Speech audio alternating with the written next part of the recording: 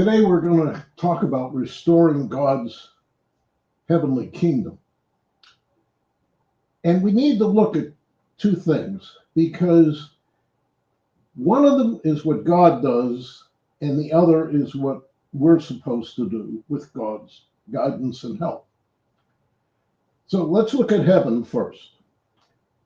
If we read any of the passages about heaven, including, the story about Satan, he fell from heaven.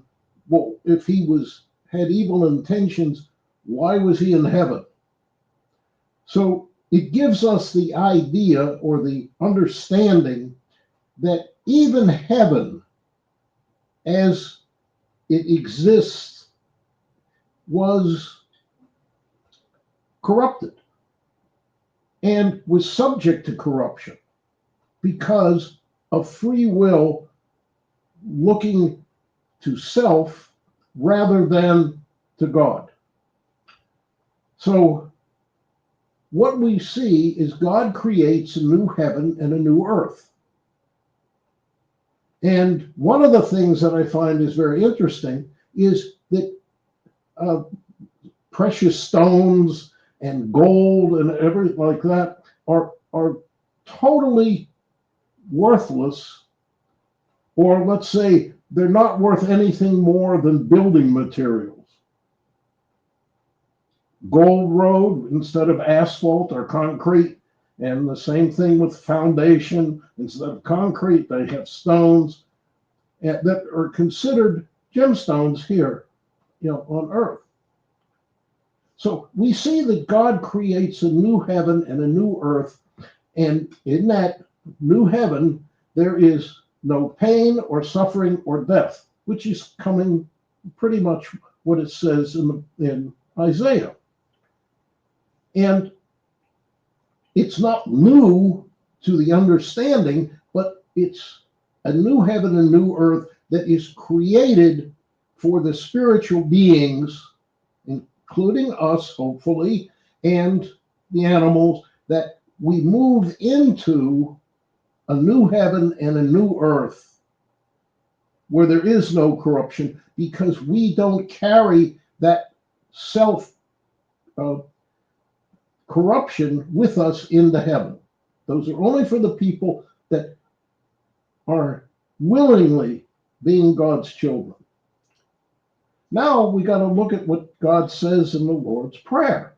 And he says in the second part of the Lord's Prayer that he taught us, he said that we're to pray for God's will to be done on earth as it is in heaven. Well, if we're going to do that, then we should be the ones that carry that here to earth.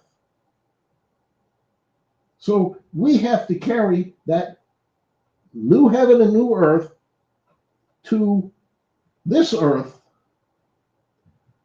as best we can.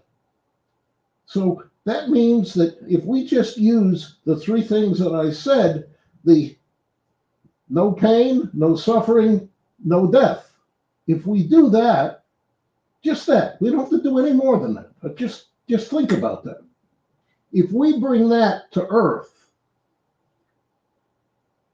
we're not going to cause other people to have pain, suffering, and death. Or animals. That includes the animals. We don't cause them to suffer or die.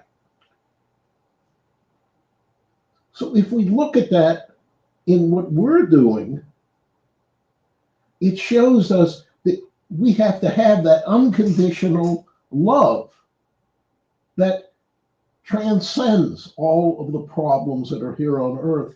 And that brings out the compassion and the empathy. And the empathy is when we feel the emotions, pain, suffering, joy, happiness, whatever it is, in other beings, whether they're animals or humans. And well, we're animals too, but you know what I'm saying. It's that kind of a way of bringing heaven to earth. And that's what we're supposed to do. Amen.